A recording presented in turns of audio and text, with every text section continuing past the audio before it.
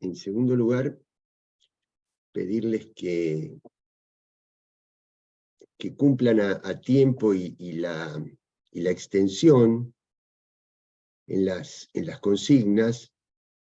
No me hizo falta hacer comentarios más detallados de los que hice, porque me parece que analizaron en general bien los materiales, así que no tenía mucho para agregarle. Simplemente uno, ¿qué es lo que contempla? El nivel de redacción, si han leído más o menos el material o están hablando a ciegas, y la profundidad de los puntos centrales que ustedes toman, porque imagínense que si supongan, vamos a poner el ejemplo del texto de Quijano, por ejemplo, que ustedes me digan con mucho detalle varias fechas exactas, y no sitúen en la etapa histórica, u omitan la cuestión central, digamos, que es la relación entre cómo el hecho de la presentación de América en la historia de Europa es la que coloca justamente a Europa en el centro. Es decir, que previamente a eso Europa no estaba en el centro. Es la aparición de un espacio relativo lo que además amplifica la presencia de Europa, porque Europa se ceñía en aquel momento al Mediterráneo, y desde ese momento se proyecta hacia el Atlántico. Si ustedes no ponen eso, por más que me pongan 10 fechas exactas, lo que hicieron es no rescatar lo central. Entonces, y después algunos, no muchos, para ser franco, 2 o 3, alguno más, de los trabajos, ponen opiniones o apreciaciones personales. A mí me parece que eso es muy valioso. Es muy valioso. A mí me gusta, digamos, cuando no se reitera únicamente lo que dice el trabajo, sino se hace un comentario, o se pone lo que dice el trabajo, pero con palabras propias. Eso es valioso. No es porque lo otro no lo sea, sino que me parece que le da un plus. El que no lo pueda o decida no hacerlo, no lo hace, y no va en detrimento de la aprobación, para nada. Así que, en general, yo creo que los materiales sucesivos van a dar para que ustedes puedan explayarse un poquito más desde sus apreciaciones, y que yo pueda hacer quizá algún otro comentario. No sé, si quieren, díganme si alguno de ustedes quisiera hacer algún comentario del material que vieron, algo así. Profe, hago Sí, una pregunta. Hola, buen sí, día por primero. supuesto.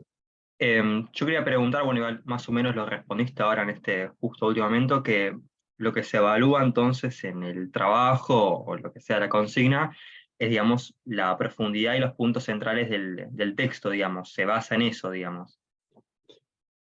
Y sí, bueno, sí, los puntos centrales sí, los nudos, es decir, ¿qué cosa es lo central? ¿Qué cosa es la que, si faltara, le haría perder entidad al material? Es decir, en general todas las cosas en la vida, ¿no? tienen aspectos centrales y aspectos secundarios, es decir, cosas que podrían estar ausentes y aún así no perder identidad el trabajo.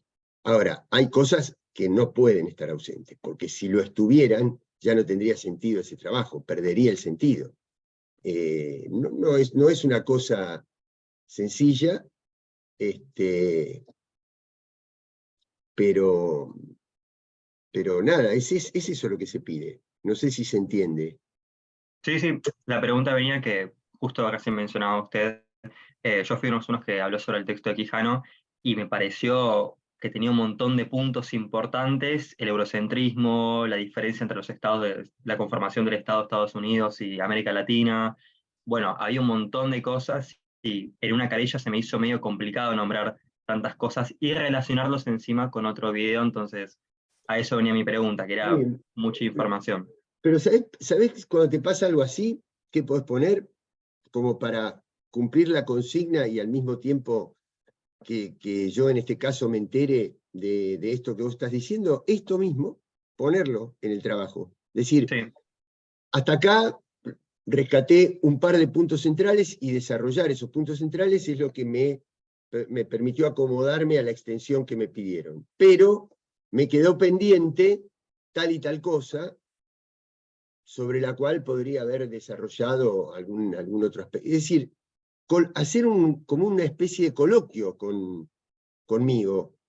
Coloquio no en el sentido del coloquio que vendría a ser una especie de recuperatorio de los parciales, no estoy hablando de eso. Estoy hablando de un lenguaje coloquial. sí, eso al final lo había hecho. Último párrafo, 4 renglones mencioné, bueno, quedaron tal tema, por las Claro, dudas, por esto es justamente lo que dice. Pero bueno, eso, gracias por eso, responder. Sí, eso es lo que hay que hacer. En última instancia, como ustedes se dirigen al correo personal mío, me hacen una consulta y, y listo, me lo consultan por correo y bueno, yo les digo, bueno, mirá, si tenés algo que te pareció tan importante, mandame un apéndice de media carilla o de lo que lleve. Eh, no, ustedes siéntanse libres, de la misma manera, creo que a alguien se lo dije o no sé si lo dije en la consigna o en la clase, que si ustedes, yo les doy el material base. Ahora, si ustedes sobre ese mismo tema, o sea, no es que de los temas que hablamos sobre pensamiento crítico o la filosofía de la liberación, solamente habla Dussel, o sobre la decolonialidad del poder y del saber, solamente habla Quijano. Yo les doy autores como si fueran la masa madre, pero si ustedes encontraran otros materiales, tanto de esto como de cualquier otro de los temas, mientras ustedes lo señalen, o sea, ustedes miren el material básico y de ahí agregan lo que quieren. Ahí no habría ningún problema. Al contrario, ¿cómo va a haber problema? ¿Cómo va a haber, al contrario, ustedes con eso enriquecen el trabajo y al enriquecer el trabajo enriquecen el concepto que yo me voy a ir formando. Sí les pido hagan los trabajos individuales. Yo imagínense, desde que me llega el primer trabajo, que hay algunos estudiantes que prefieren sacarse rápido de encima la tarea y hacen la tarea mañana o pasado.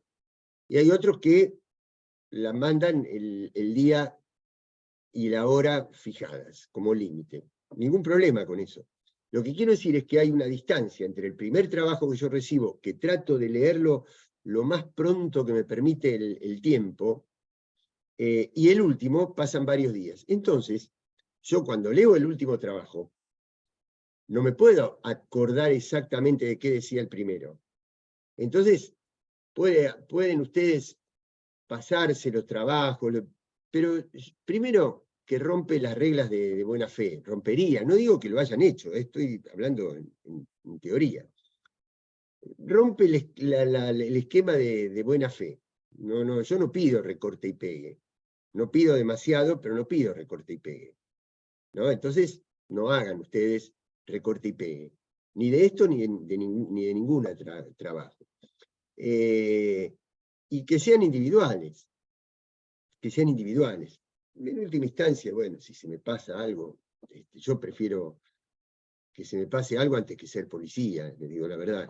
A esta altura somos todos gente adulta, así que no vale la pena. Eso yo confío completamente. Así como les pido a ustedes que confíen en mí,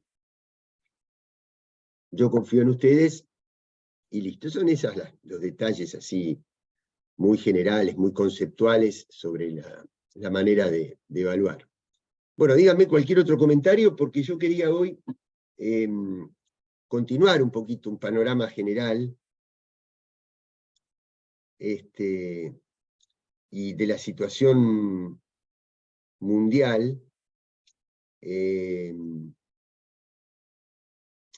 Así que bueno, díganme cualquier otro comentario que ustedes tengan.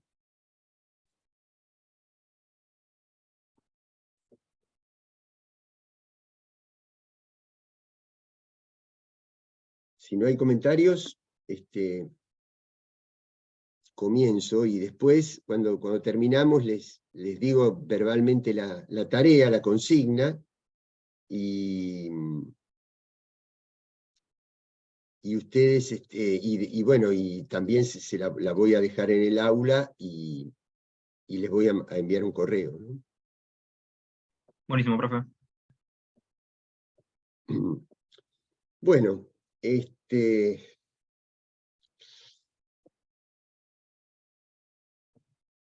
bueno, vamos a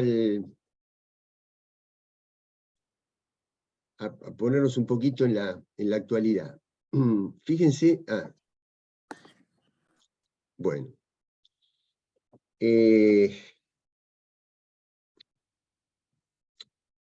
porque la verdad que todo lo que suceda en este momento, hace mucho tiempo, ¿no? Por los adelantos tecnológicos, por las nuevas formas de comunicación,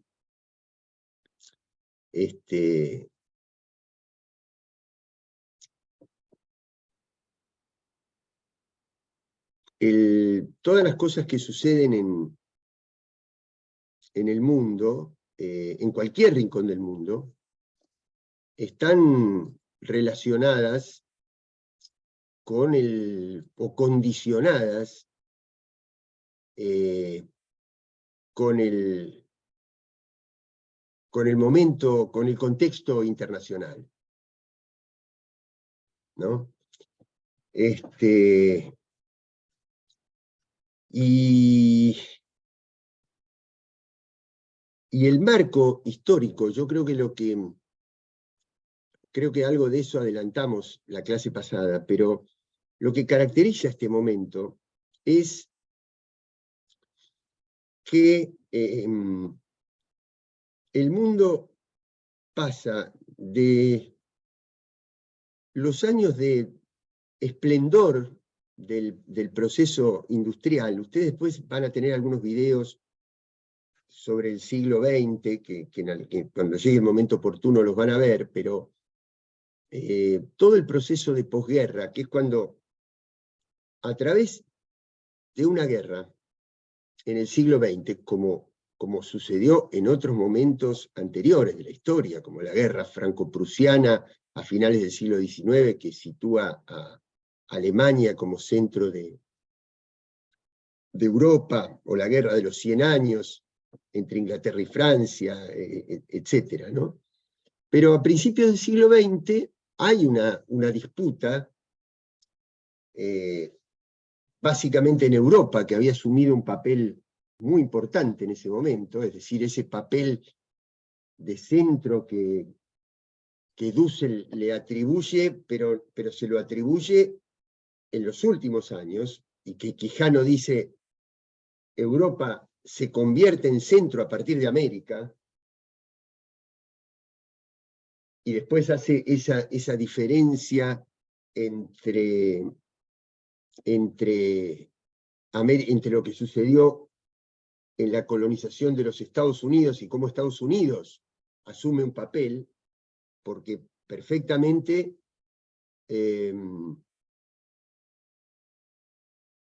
al haber conquistado y colonizado todo el continente americano, Europa, a partir de la modernidad, perfectamente todo el continente podría haber seguido el mismo destino. Pero no fue así, porque la colonización anglosajona de América del Norte, fundamentalmente de los Estados Unidos y de Canadá, tuvo características muy distintas a la colonización ibérica. Ibérica porque incluyó los dos estados que ocupan la península ibérica, que son España y Portugal. Fueron características distintas, y entonces transmitieron o traspolaron instituciones y valores distintos. A partir de esos valores se crean instituciones diferentes y un modo de organización de la sociedad diferente, que no solamente pone una diferencia entre Europa y América, sino que al interior de América también establece una diferencia entre la colonización anglosajona y la colonización iberoamericana.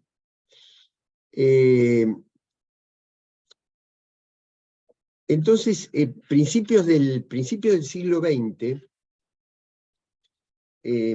hay una disputa sobre el dominio de Europa que aparecía, que en este momento sí aparece como la región más desarrollada y más pujante del mundo.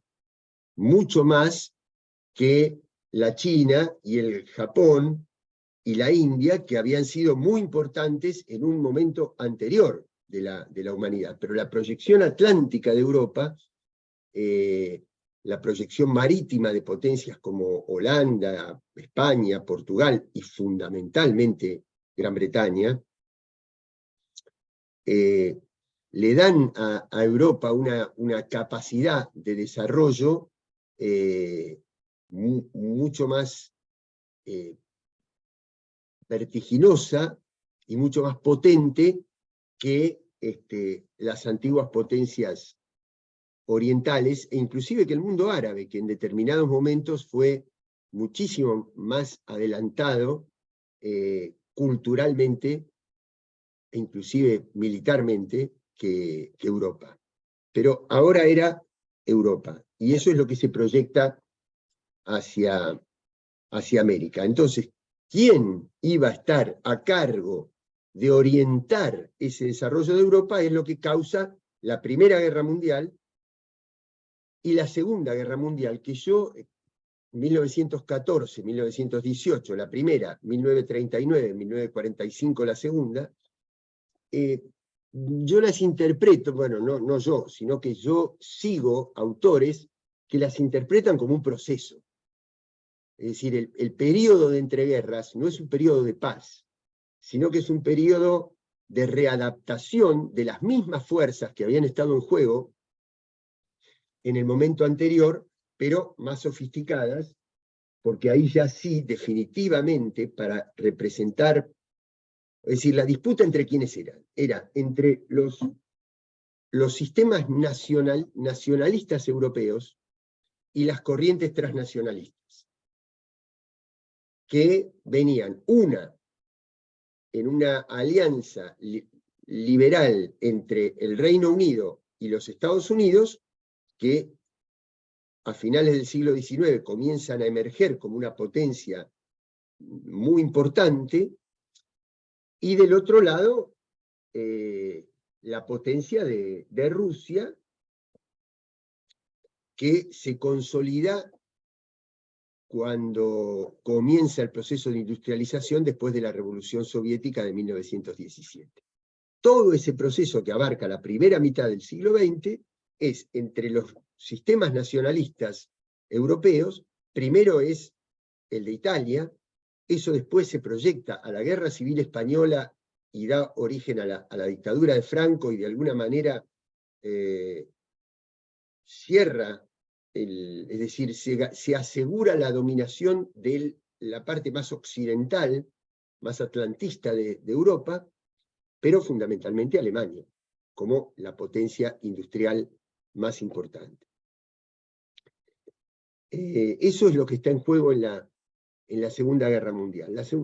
Son justamente las fuerzas aliadas que del lado del sistema capitalista son fundamentalmente los Estados Unidos, Inglaterra y Francia, y del otro lado la Unión Soviética.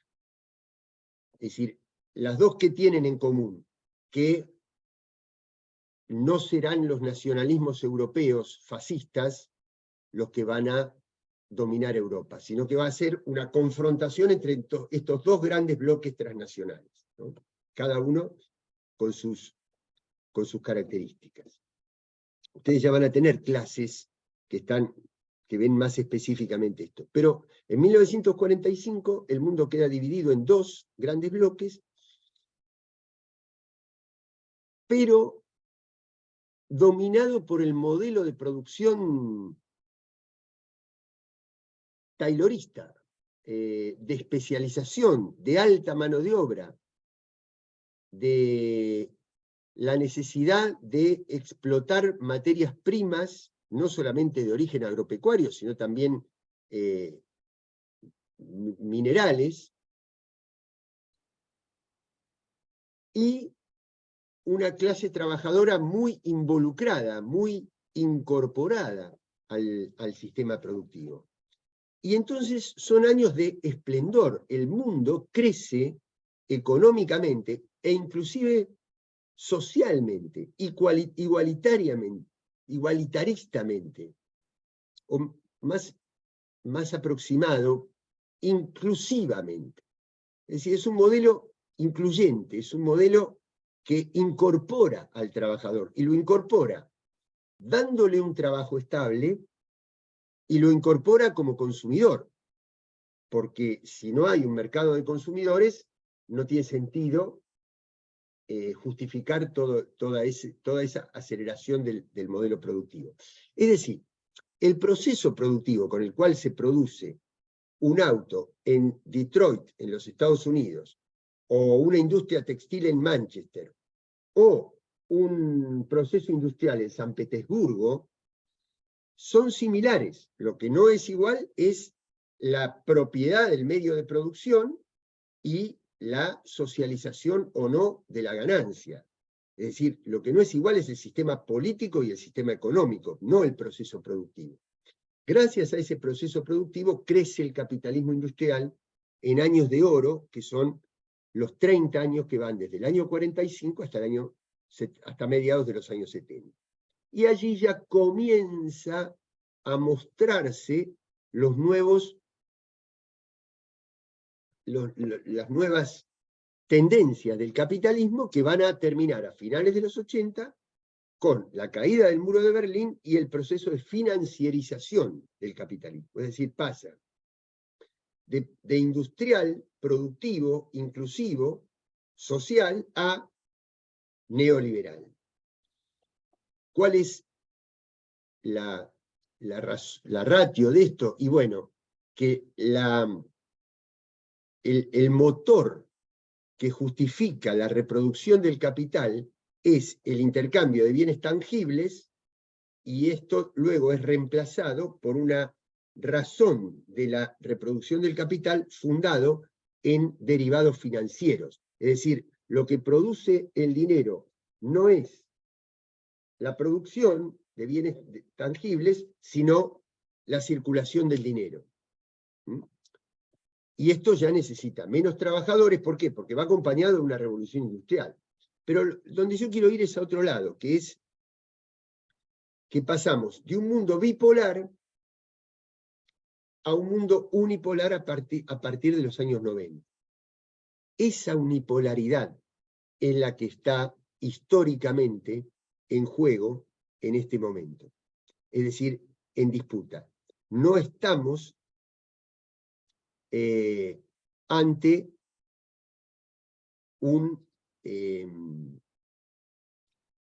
no estamos ante el esplendor de la unipolaridad. Hay una pérdida de hegemonía del eje noratlántico, que es lo que yo creo que les comentaba la semana pasada.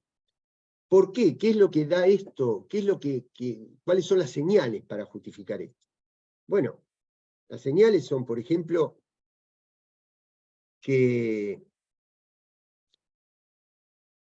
cuando uno mira, por ejemplo, la cantidad de publicaciones en revistas académicas, o la cantidad de registros de propiedad intelectual, o de obras de infraestructura, o de acuerdos comerciales e industriales, se da cuenta que el crecimiento de China y el ritmo de aceleración de la presencia china en el mundo es absolutamente superior al del eje noratlántico. Es decir, básicamente los Estados Unidos, Canadá, con los países de Europa Occidental como motrices, como motores, fuerzas motoras del eje noratlántico.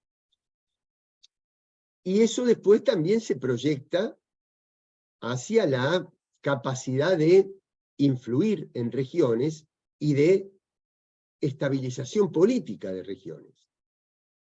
Para poderse sostener, el eje noratlántico necesita, teniendo un porcentaje pequeño de población mundial, un altísimo consumo de energía. Y para ese altísimo consumo de energía tiene que recurrir a los países que más la producen, sobre todo en la etapa de la energía hidrocarburífera. Y estos yacimientos están concentrados fundamentalmente en Medio Oriente, no solo en Medio Oriente, desde luego, Golfo de México, países americanos, Mar del Norte, Mar Báltico, pero insuficiente. California, toda la zona desértica del centro oeste de los Estados Unidos, por supuesto, pero no alcanza. Entonces, si ustedes miran,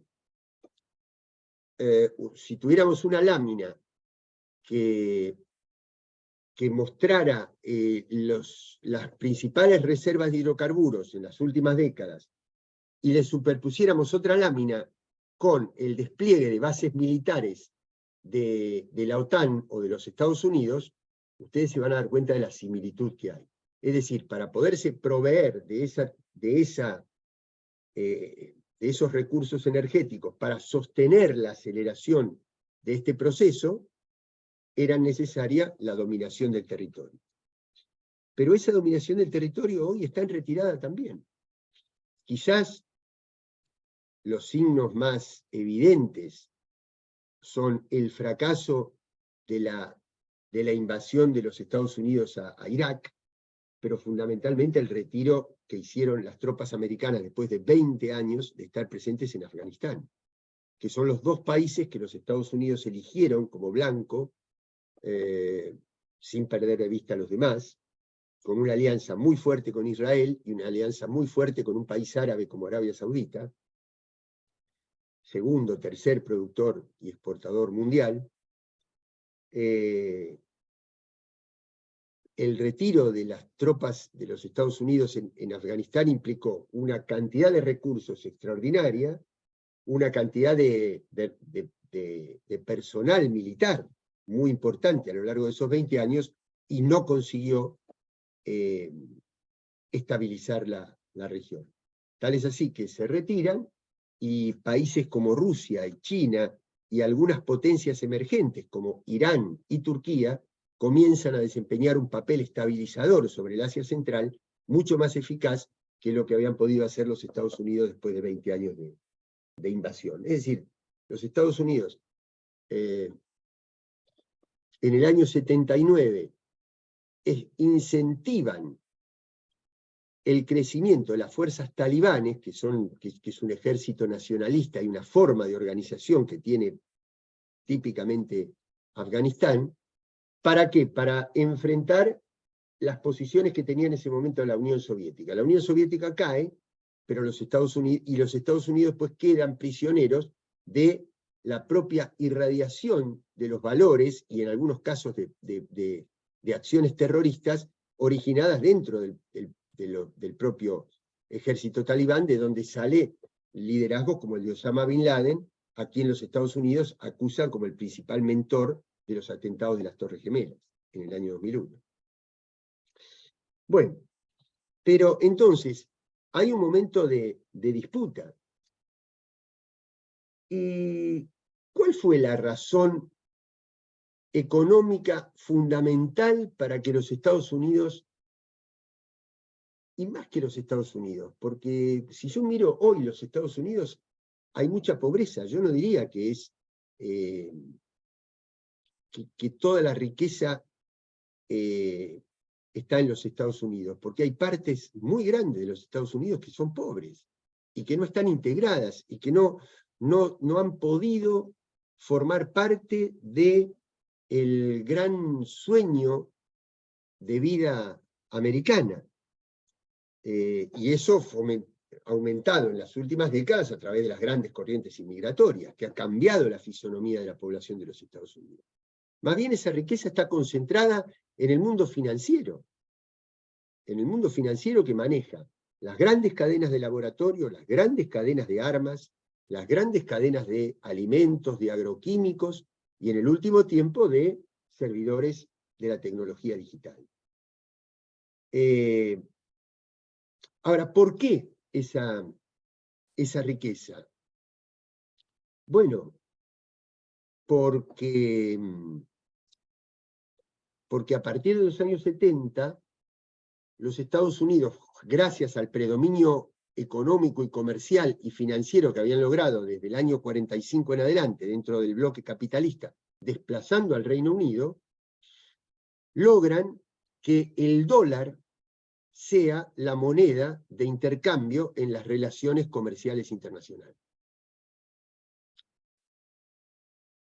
Por eso, o sea, para poder sostener esto hay que tener no solamente un aparato financiero, sino que hay que tener todo un liderazgo cultural y un liderazgo militar, y una presencia militar. Entonces, cuando la OTAN, después del año 91, cuando estalla la Unión Soviética, se independizan las repúblicas soviéticas de Rusia, ¿qué hace la OTAN? Se va expandiendo y va haciendo crecer cada vez e integra cada vez más países de las ex repúblicas soviéticas, y se va expandiendo hacia el este. Y es lo que, llegado a un punto, Rusia no admite. Porque dice, miren, me están llegando a Ucrania, no pongan bases mirando a Ucrania, porque Ucrania tiene una historia multicultural, como mínimo binacional. Una parte es europea y otra parte es rusa, lo ha sido históricamente, toda la vida.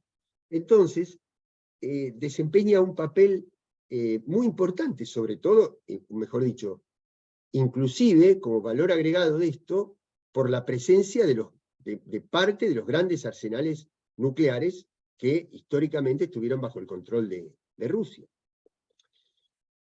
Entonces, la expansión de la OTAN es una amenaza. Hubo un golpe de Estado en el año 2014 que que desplazó a un presidente que tenía buenas relaciones con Rusia por un presidente con relaciones mucho más fluidas con Europa, de tal manera de incorporar a Ucrania a la Unión Europea. Y obviamente esto Rusia lo toma, Rusia que no es un país comparable a muchos otros, por su historia, por sus características, por sus rasgos antropológicos, por su ubicación geográfica y geopolítica. Es un país que siempre tuvo aspiraciones, como mínimo, de ser una potencia con gran capacidad de influencia regional. Mínimo regional. En su momento se disputó el mundo. Y como ya van a ver ustedes, después del año 45, en la disputa de los dos grandes bloques. En las guerras de liberación en África, en el apoyo a movimientos insurreccionales en América, etc. Bueno, ahora quedó más relegada a potencia regional, sobre todo porque del otro lado tiene el crecimiento económico y la proyección de China, ¿no? Entonces, Rusia se siente acorralada. Por eso, yo personalmente, a mí me toca representar al Estado argentino, pero no siempre mis opiniones personales coinciden con las del Estado argentino. O quizás sí, filosóficamente, pero no en matices y no en el énfasis, ¿no? Hay algunos que ponen el énfasis en la condena a la invasión. A ver, pongámonos, primero aclaremos algunas cosas. Yo soy no relativamente, no predominantemente, sino absolutamente pacifista. Pacifista, porque la guerra es algo que trae consecuencias muy profundas en las fibras más íntimas de los rasgos humanos de la persona. No es solamente las consecuencias en el territorio, los gastos, la necesidad de reconstruir edificios, redes de servicios. No, no es solamente eso.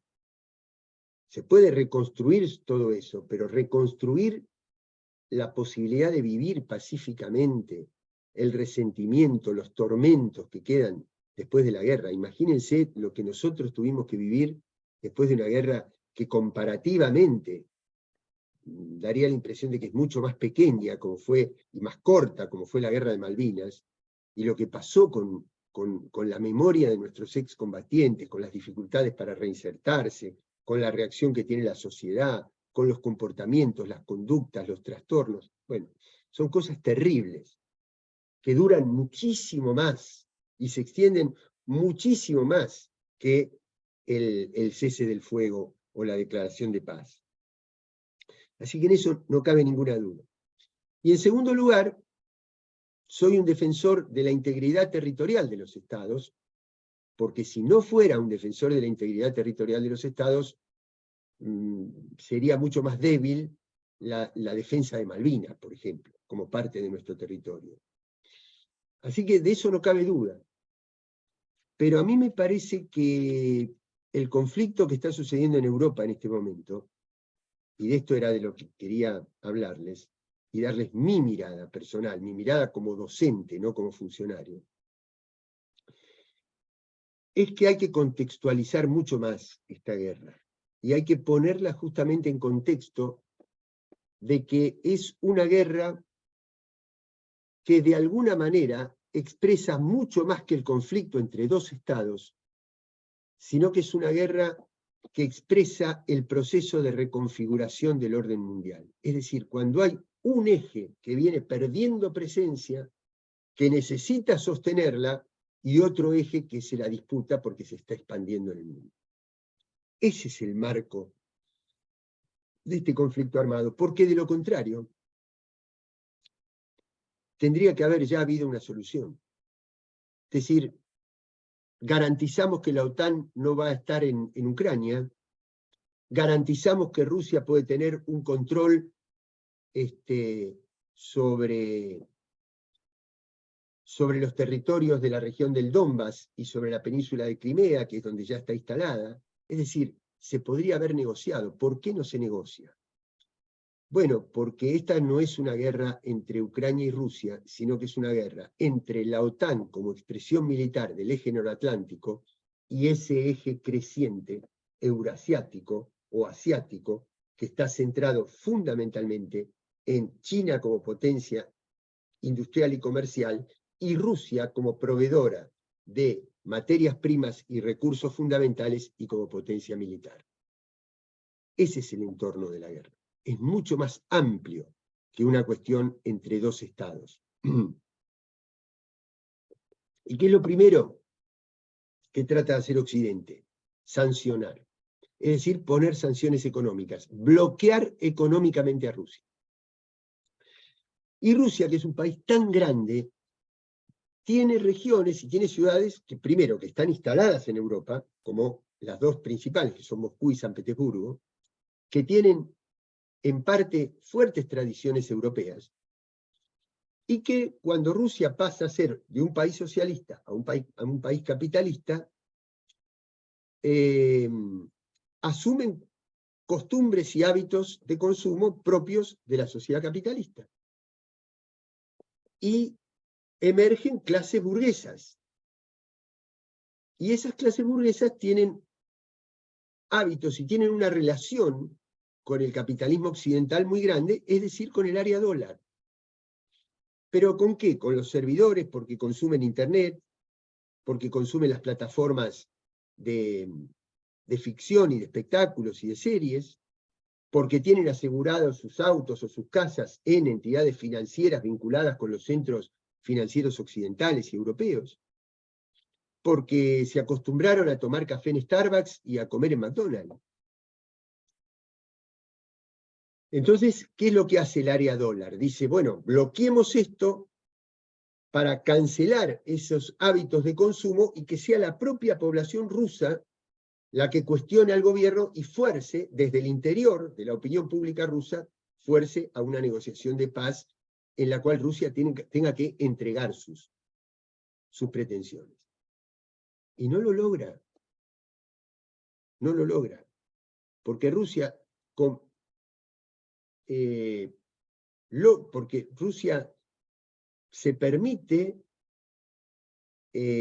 controlar esa situación y nacionalizar empresas y trasladar muchas de las cosas que estaban vinculadas al área dólar, pero sobre todo los contratos energéticos que tenía con Europa en dólares, es decir, Rusia queda asfixiada porque deja de percibir los dólares que le pagaba Europa por los contratos energéticos, por la provisión de energía, y Rusia ¿qué hace? Coloca esa energía en países como la India y fundamentalmente China, que la reciben ahora mucho más barata de lo que la recibían antes de otros proveedores.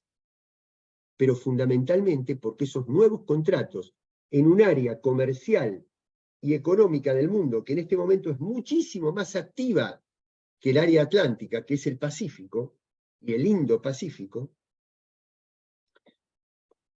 se hacen en una moneda regional, que pueden ser en yuanes, que puede ser en rublos, o que puede ser en una moneda de clearing, sin tomar en cuenta el dólar. Entonces, aquello que el área dólar pensaba que iba a implicar una expansión, terminó siendo una restricción. Y cuando se restringe esa capacidad del área dólar, una vez terminada la pandemia, que fue un momento de gran expansión, que fue de parálisis de sectores industriales y de muchas actividades, como la industria del turismo, la aeronavegación, la industria de los cruceros, etc., pero que fue reemplazada por el crecimiento del e-commerce, del comercio electrónico y fundamentalmente de los grandes laboratorios, proveedores de insumos sanitarios y de los grandes servidores de la tecnología digital, sin los cuales no nos podíamos haber podido comunicar durante la pandemia, el área dólar queda resentida. Y al quedar resentida, ¿qué hace? Bueno, ¿dónde voy ahora? Si ya no puedo seguir concentrando riqueza, no tengo, ya pasé de Manchester a la isla británica, de la isla británica a Europa, de Europa a las colonias africanas y de las colonias africanas hacia el resto del mundo. ¿Hacia dónde más puedo ir?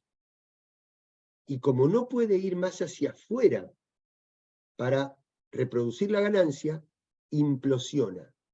Se crean fracciones del capital financiero globalizado. Vamos a poner expresiones concretas de esas facciones internas del capital financiero, Trump por un lado, Biden por otro. Dos estilos distintos, pero que ninguno de los dos puede soltarse, puede independizarse, puede escindirse de esa gran potencia del capital financiero globalizado, que como no pudo obtener ganancia porque el mundo se está empobreciendo, porque hay una recesión mundial y porque todo el eje asiático se retiró a un área no dólar, ¿de dónde saca ganancia? ¿Y por qué tiene que proseguir la guerra? Del complejo militar industrial, de la industria armamentística, que está sostenida por los grandes centros financieros. Esos mismos fondos buitre que amenazan las finanzas argentinas y los tienen en jaque todo el tiempo, son las que sostienen las grandes industrias armamentistas. Entonces, me parece que el momento actual marca una tendencia irreversible, no digo de la unipolaridad a una multipolaridad, todavía no, pero sí a una bipolaridad, a una nueva bipolaridad. ¿Por qué digo no multipolaridad? Por dos razones fundamentalmente. O tres, que serían los otros polos posibles de poder.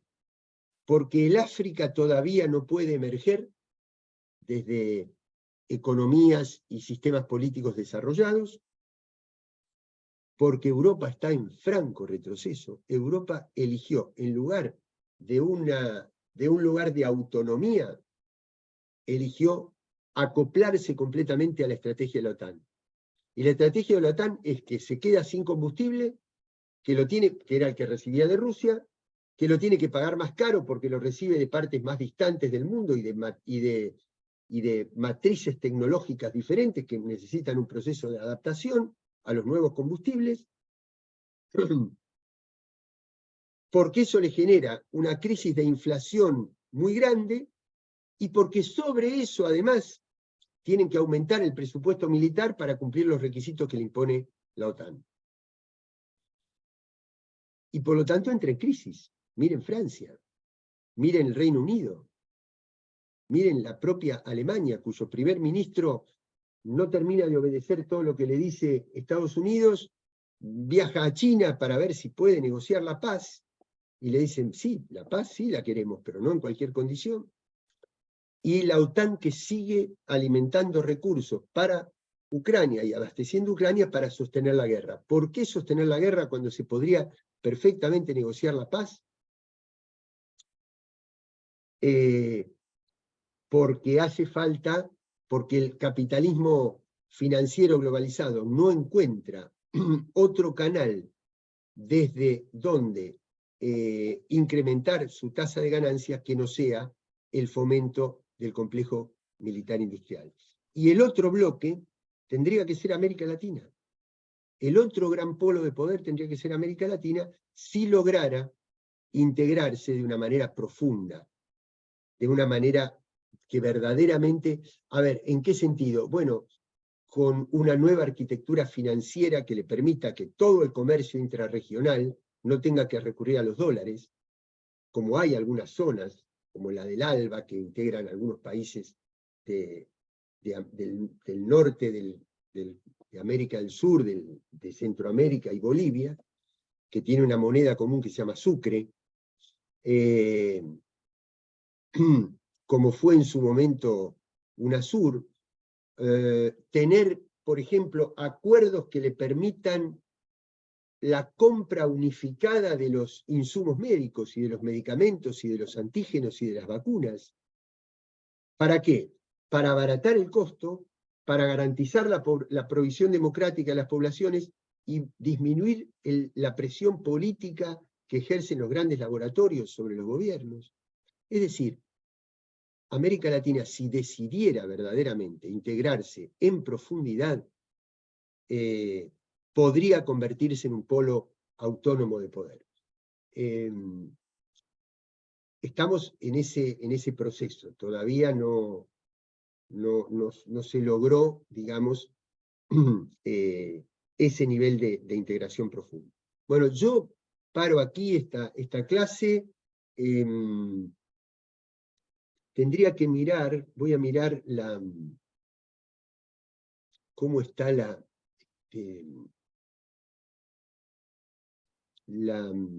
aula, para ver cuál podría ser los próximos, cómo sería la próxima consigna. Profe, entonces, una mini consulta. Sí, adelante. Para usted quedaría como en lo que sería la disputa por la hegemonía como un bloque más occidental conformado por Unión Europea, Estados Unidos, y un bloque más euroasiático, quizás con Rusia, China, y quizás en el futuro puede sumarse India, o cómo ve el rol más o menos de Medio Oriente en esta disputa, por así decirlo. Bueno, yo creo que tiene algo que ver con lo que le señalaba anteriormente, de que ya no es Estados Unidos el que estabiliza Medio Oriente. Estados Unidos tiene un aliado principal, que es una de las 5 potencias nucleares en el mundo, que es Israel, y Arabia Saudita. Y sin embargo, Arabia Saudita y tiene a Irán calificado como un Estado maligno, un Estado al que no se le permite, que tiene una cantidad enorme de sanciones por la sencilla razón de que está trabajando en el enriquecimiento de uranio para convertirse también en una potencia nuclear, y los Estados Unidos no lo pueden permitir, porque es una república islámica muy antioccidental y muy anti-norteamericana. Y sin embargo, Arabia Saudita acaba de normalizar, esto hace una semana, sus relaciones con Irán. Y Turquía ha desempeñado un papel de estabilización en Siria, que es uno de los países de donde surgen las mayores corrientes migratorias que cruzan el Mediterráneo y llegan a Europa, y la India, que los Estados Unidos siempre lo tuvo en las últimas décadas como aliada, y que hoy está recogiendo, siendo uno de los principales compradores del petróleo ruso en rublos. Ahora, yo no creo, es decir, yo creo, primero, es muy difícil anticiparse para dar una respuesta cabal a esa pregunta tuya. No sé si alguien, algún experto internacional te la podría responder. Yo creo que la manera más prudente de responder esa pregunta es que en este momento India se ha de alguna manera acoplado. Vos no te olvides que forman los BRICS: Brasil, Rusia, India, China, Sudáfrica.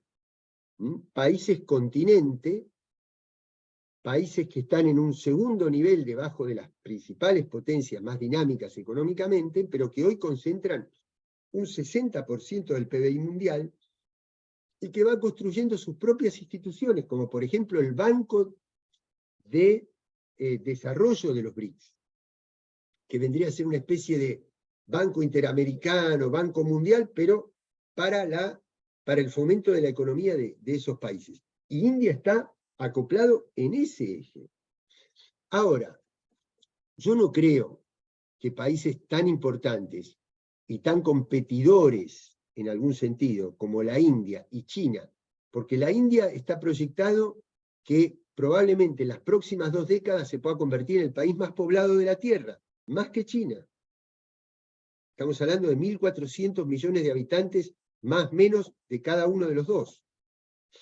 Así que lo más prudente sería, por el momento, India se ha ido alejando del eje noratlántico, de ser la representación en el Índico del eje noratlántico, para acercarse al otro eje. Ahora, de ahí a que quede plenamente incorporado, yo no me animaría a decirlo, pero esto es una respuesta que la van a dar los acontecimientos. No creo que te la pueda dar anticipadamente ningún analista internacional. Profe, Sí, una pregunta sobre un último punto que...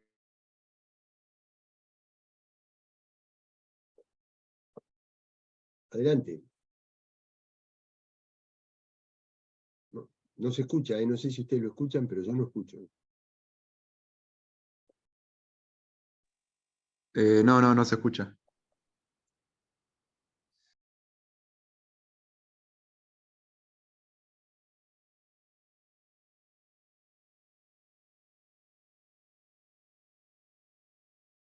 Bueno, no sé.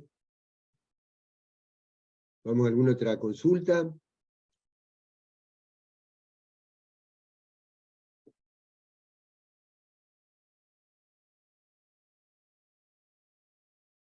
Profe, mandó al grupo el chico que quería hacer la pregunta, que justo se le fue la luz, por eso no preguntó. Ah, oh Dios, otro corte de luz. ¿Lo mandó al chat? No. No, Ah, al lo grupo de mandó, ustedes. sí. Bueno, ¿cuál es? Decir a vos. Pero ahí dame un segundo que le pregunto y la hago así la escuchamos todos.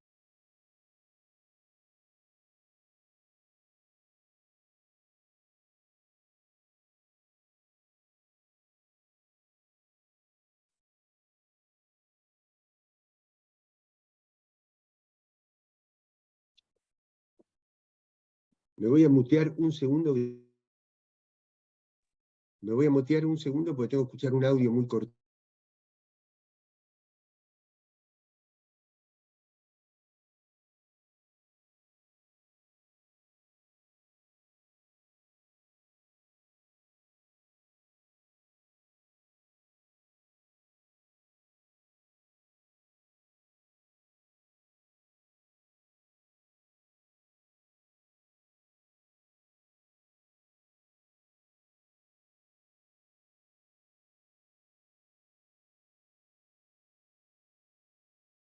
Aquí estoy, ¿eh?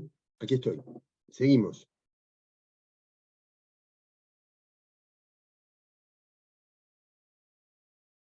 Hola.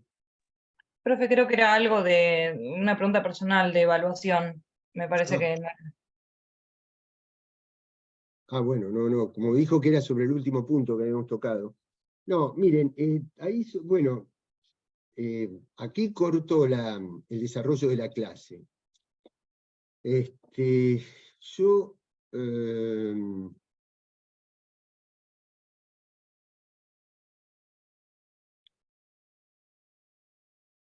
saltaría en la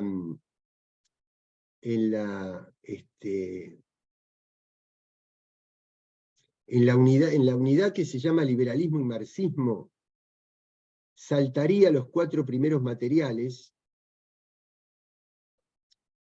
y que la próxima consigna sea sobre los 3 últimos puntos: siglo XIX, revolución industrial y división internacional del trabajo, y organización del Estado argentino y economía argentina. Esos 3. O sea, después de la clase de hoy, que fue de actualidad, volvería al marco teórico e histórico para que tengamos una idea. Después hacemos el siglo XX y ya después entramos en una segunda etapa de la cursada más a todos los temas de actualidad. Así que por ahí va a venir la consigna que yo le voy a escribir en un ratito. Bueno, díganme algo más y si no, cortamos y ya me dedico a escribirles la consigna para la próxima vez.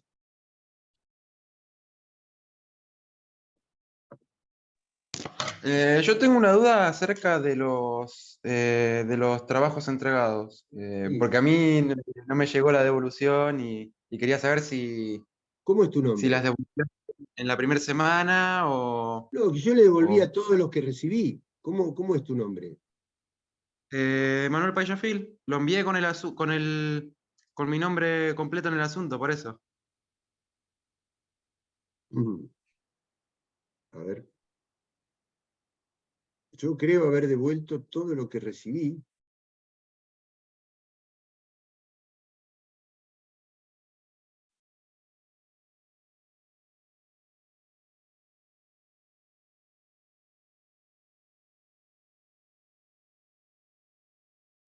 Yo se lo envié el 19, ahí me estaba fijando. El 19 se lo envié.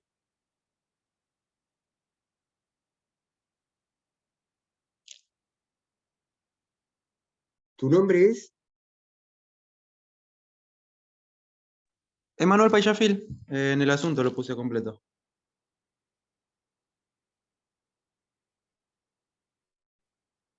Inclusive, espera, déjame ver si puse la...